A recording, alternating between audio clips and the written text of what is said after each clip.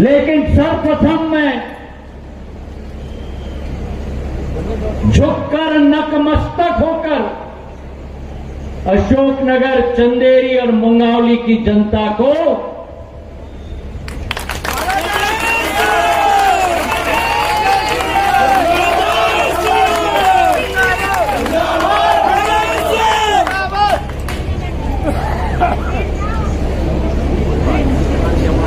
जो आशीर्वाद आपने प्रदान किया है,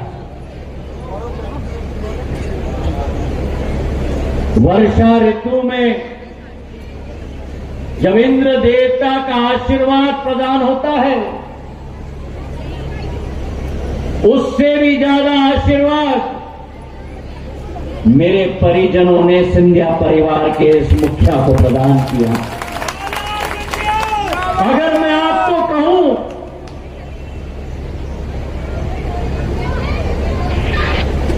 कि मैं जिंदगी भर आपका ऋणी रहूंगा, वो भी कम है।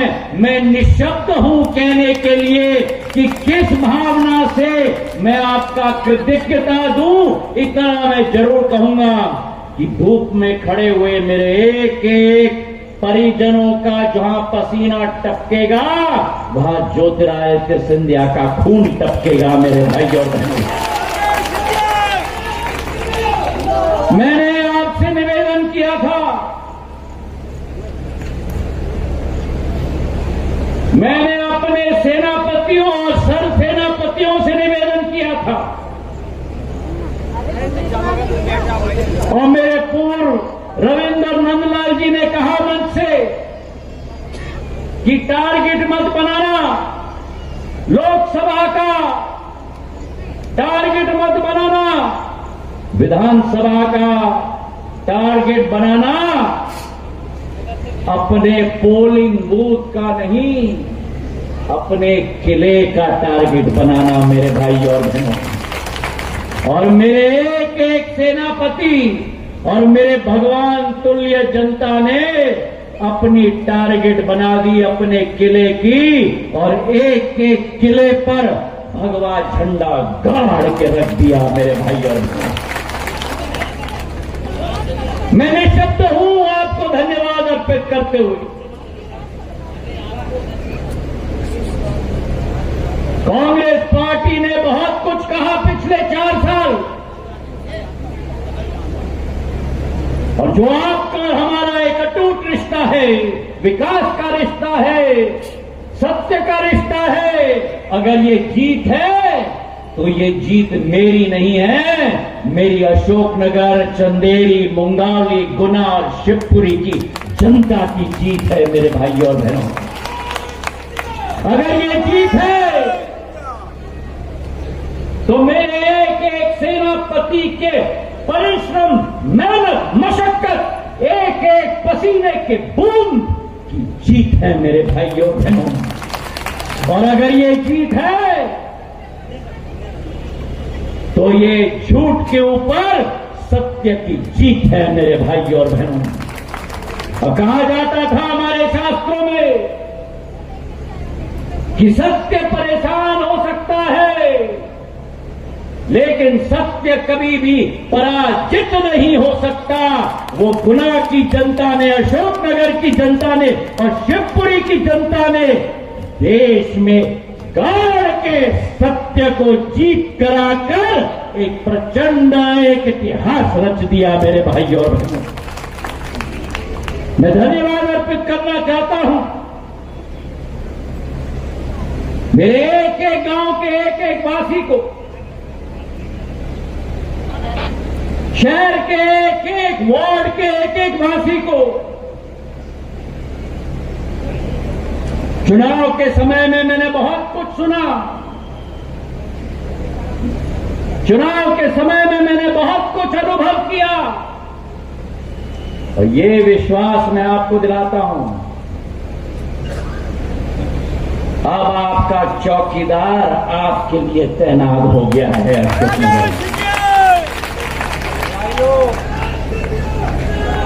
जहां गुना ने प्रचंड जीत की इतिहास रची,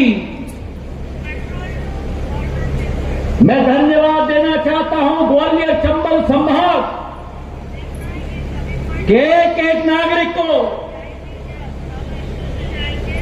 क्योंकि जहां गुना की प्रचंड जीत हुई वहां मुरैना में भी जीत हुई, ग्वालियर में भी जीत हुई और भिंड में भी जीत हुई।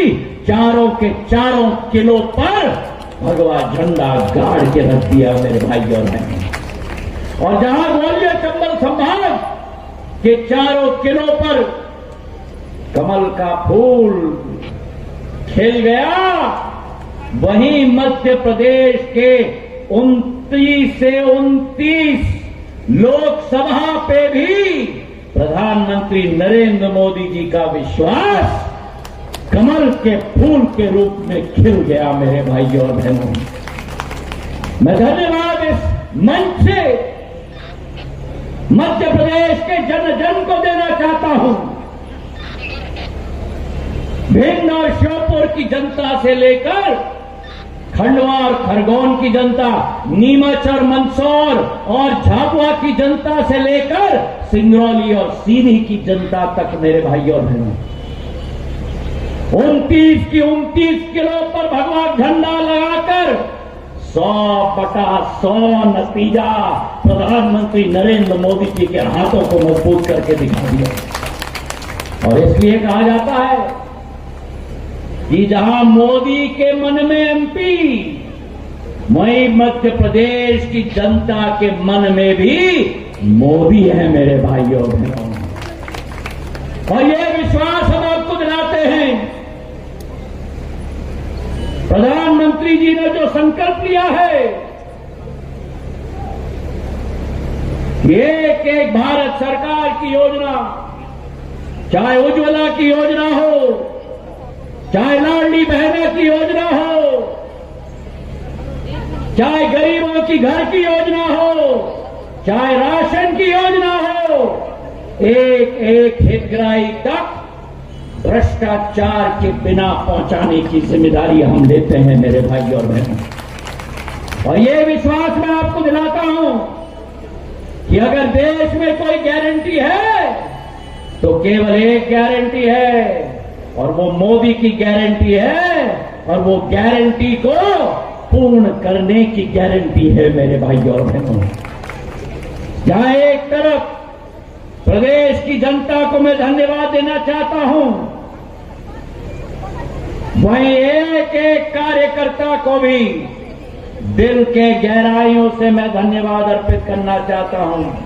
एक एक कार्यकर्ता जिसने जी जान लगाकर एक नया इतिहास गुना शिवपुरी में रचा, एक नया इतिहास मध्य प्रदेश में रचा।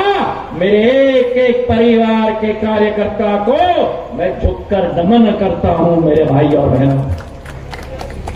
ये उस प्रधानमंत्री नरेंद्र मोदी जी की सेना है जो कभी रुकती नहीं और कभी झुकती नहीं मेरे भाई और बहनों।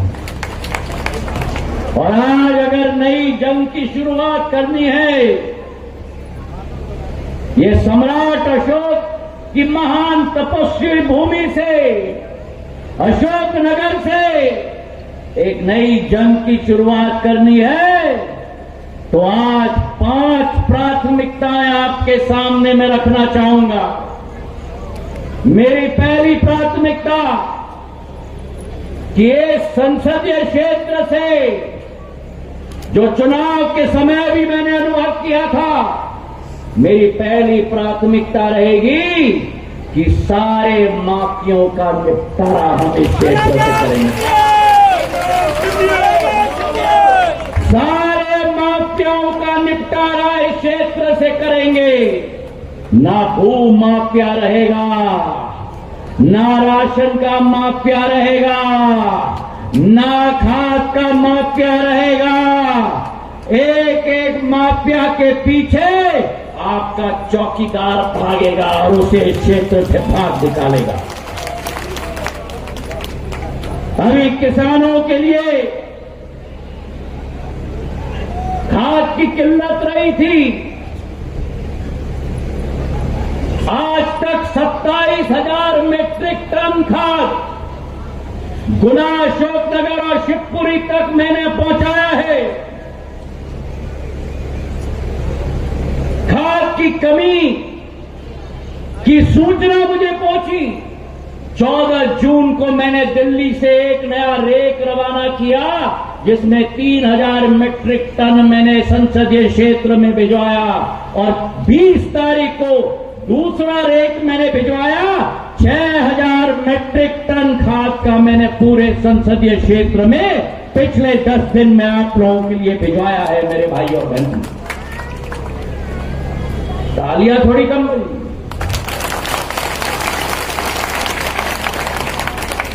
मैं बताता हूं कि आपने 6000 को भेज दिया, लेकिन अभी भी 6000 की कमी है। सही है कि नहीं? अगर सही है तो ताली बजाओ। ये तालियां भी जोर से नहीं बजी। अरे चिंता मत करो, आपका चौकीदार है।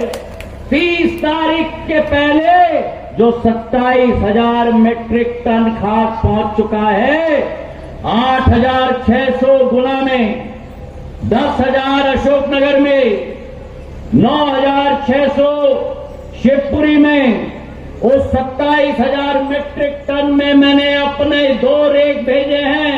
14 तारीख को और 20 तारीख को मेरे नड्डा साहब से बात हो चुकी है, जो खाद के मंत्री हैं। 30 तारीख के पहले एक अतिरिक्त रेक आ रहा है संसदीय क्षेत्र के लिए 3000 मीट्रिक टन का। अभी भी ताली कम होगी, क्योंकि सब सोच रहे हैं कि कुछ और भी आ रहा है।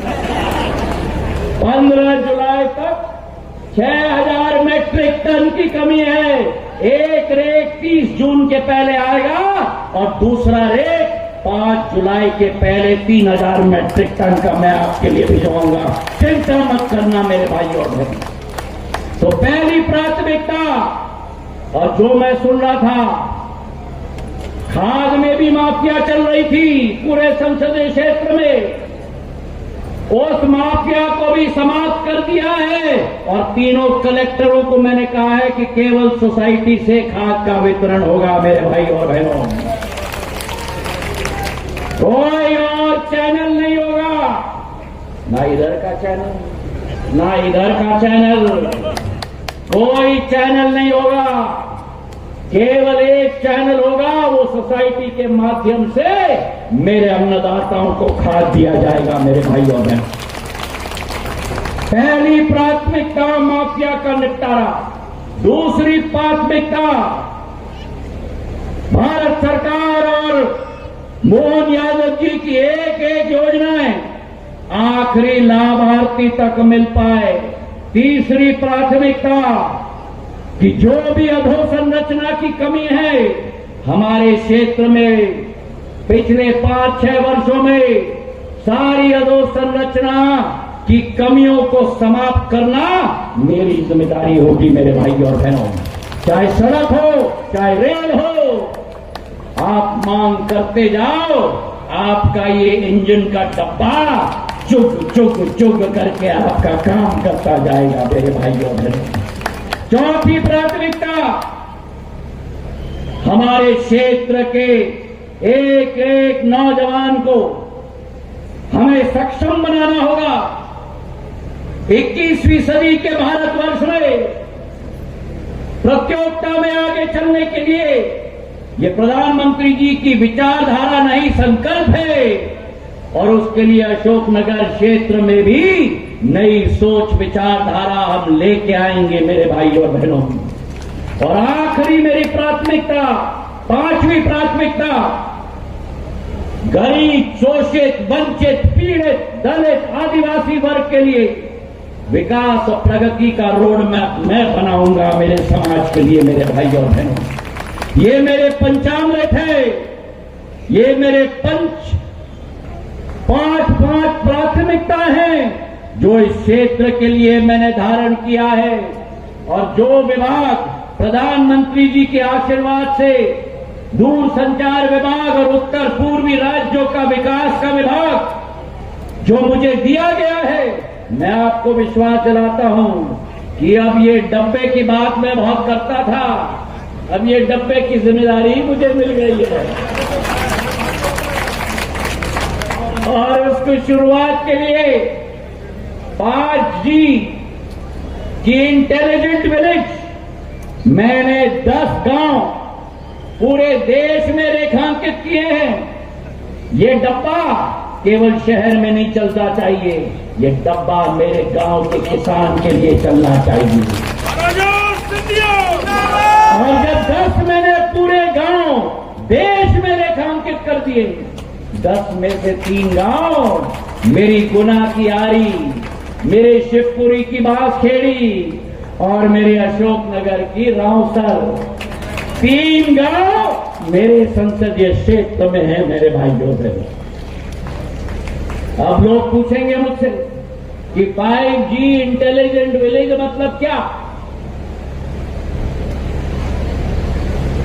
अजय इधर आओ। ये डब्बा है अजय का। अब अजय गांव में रहता है, ये डब्बा है। ये डब्बा का इस्तेमाल अजय केवल फोन के लिए करता है। अजय गांव का किसान है। 5G जब इंटेलिजेंट विलेज रावसर गांव बनेगा, अजय गांव का किसान है, उसको इस डब्बे पर अलार्म लगा के अगर किसान है तो मालूम पड़ेगा कि कब फसल में पानी की कमी है और तब माइक्रो इरिगेशन के साथ अजय जाके वहां पानी खोलेगा अपने फसल के लिए। बिजली की बचत होगी, नहीं तो अजय जाके वहां पूरा दिन पानी लगाता है। तो पानी की बचत होगी जब डब्बे से मालूम पड़ेगा कि कौन से खेत में कहां पानी की कमी हुई है, वो डब्बे में आएगी सूचना।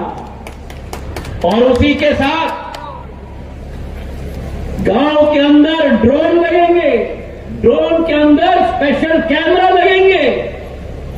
अब अजय के खेत में जब तिल्ली लगती है, तब जब फसल समाप्त हो जाती है, तब अजय को मालूम पड़ता है कि फसल समाप्त हो गई, कीड़े ने खा लिया। या तो अजय कीड़े खाने के पहले कीटनाशक वहां बहुत लगाता है। अब जब ड्रोन उड़ेगा स्पेशल कैमरा के साथ, जब कीड़ा आना शुरू होगा फसल पे, तभी अजय को अलार्म आ जाएगा कि कीड़े आ गए हैं, कीटनाशक लगा दो। और भगवान ना करे, लेकिन अगर अजय बीमार हो जाए, शुगर हो जाए, पुराने जमाने में कोई चेक नहीं करता था। चेकिंग केवल होता था जब डॉक्टर अंदर सुई डाल के खून निकाल के देखता था कि शुगर कितना है। अब अजय के बाएं भुजा पर हम एक काउंटर लगाएंगे, वो काउंटर अजय के डब्बे पर 24 घंटे रीडिंग देगा कि आपकी शुगर की क्या स्थिति है। तो दवाई कब लेना है तब अजय को मालूम पड़ जाएगा। ये 5G इंटेलिजेंट विलेज है जो गजानन सिंह जी का रावसर गांव को चुना गया है अशोकनगर जिले में। अच्छा लगा कि नहीं? अगर अच्छा लगा तो ताली बजाओ। तो हम लोग, तो आप पहले जाके रावसर अपना घर बना लो।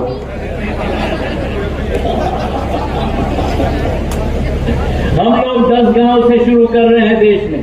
ऑप्टिकल फाइबर केबल वहां डाला जाएगा, वहां से एक कनेक्शन दिया जाएगा, कलेक्टर साहब के ऑफिस से इसे मॉनिटर किया जाएगा, सॉफ्टवेयर बनाया जाएगा, हर किसान के डब्बे में सॉफ्टवेयर डाला जाएगा और फिर उसका लाभ एक एक किसान और गांव का एक एक व्यक्ति को मिले। ऐसी बात हम लोग संयोजित करेंगे मेरे भाइयों। तो कहने का मेरा तात्पर्य ये है कि मैं जब भी आता हूं, मैं कोशिश करता हूं कि मैं खाली हाथ ना आऊं। तो आज भी जब अशोकनगर आया हूं, आपको दंडवत करने आया हूं, पर साथ में 5G इंटेलिजेंट गांव और खाद लेके आया हूं मेरे किसानों के लिए। मैं इतना ही कहना चाहता हूं कि मैं आपका था, मैं आपका हूं और जिंदगी की आखिरी सांस तक नहीं, जब भगवान भी हमें ऊपर ले जाए तब भी मेरी एक एक सांस ऊपर से आपके लिए रहेगी मेरे भाइयों और बहनों। बहुत बहुत धन्यवाद। जय हिंद, जय भारत।